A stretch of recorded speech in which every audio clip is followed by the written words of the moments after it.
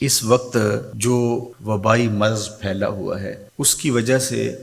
پوری دنیا متاثر ہے۔ غریب ممالک کے باسی لاک ڈاؤن کی وجہ سے دوہری مصیبت میں مبتلا ہیں، اس لیے کہ جو روز کماتے تھے اور روز اپنے بچوں کا پیٹ پالتے تھے،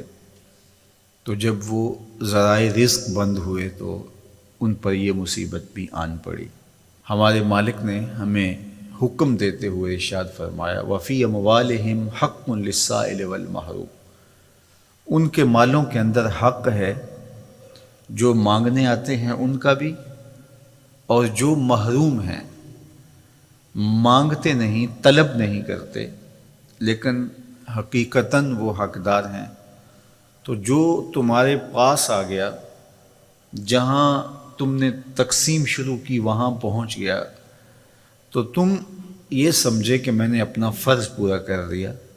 کہا نہیں، تمہیں ان لوگوں تک بھی پہنچنا پڑے گا،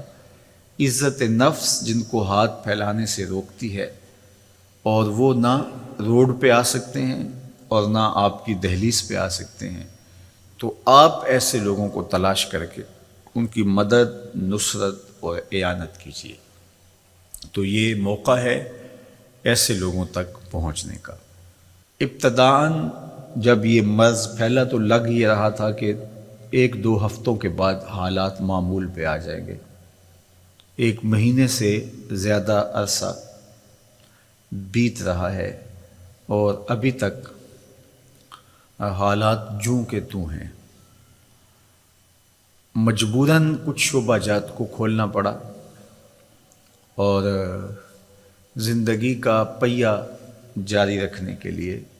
کچھ فیصلے لینے پڑے، لیکن حزم و احتیاط کے ساتھ،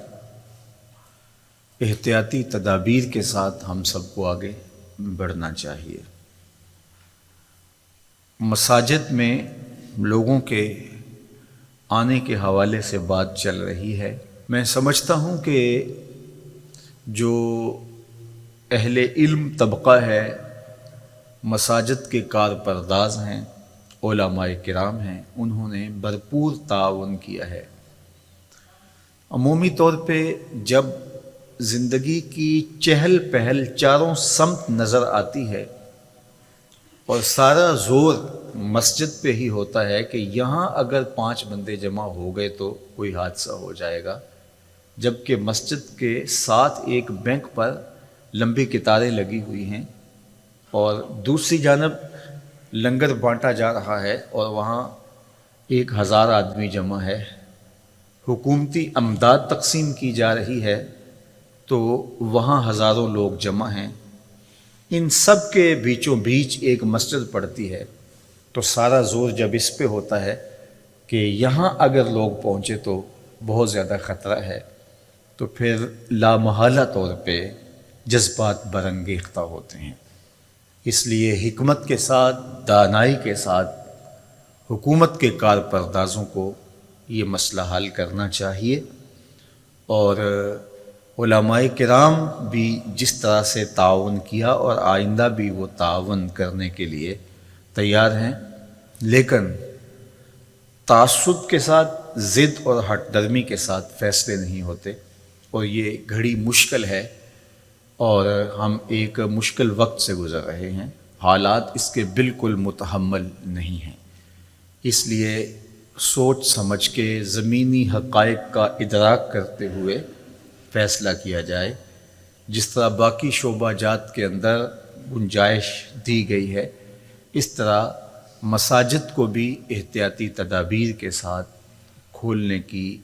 اجازت دی جائے، تاکہ لوگوں کا مسجد میں جو رجوع اللہ کا معاملہ ہے، چونکہ آگے رمضان المبارک آ رہا ہے، پورا سال انتظار کر کر کے لوگ اس مہینے کے لیے منتظر رہتے ہیں، تو اس حوالے سے کل ہونے والی میٹنگ جو ہے، ہمیں امید ہے کہ اس میں کوئی مثبت بات سامنے آئے گی، اور ہماری یہ آرزو بھی ہے کہ ایسا نہ ہو جو ملک، قوم اور دین کے خلاف ہو۔ تو اللہ تعالیٰ اس مشکل وقت میں ہمیں اتحاد، یکجہتی، دانشمندی، سمجھداری کی توفیق عطا فرمائے۔ اور اللہ کے پاکیزہ گھر آباد رہیں، نمازیوں کے ساتھ، سجدوں کے ساتھ، دعاؤں کے ساتھ، تلاوت کلام مجید کے ساتھ۔ اور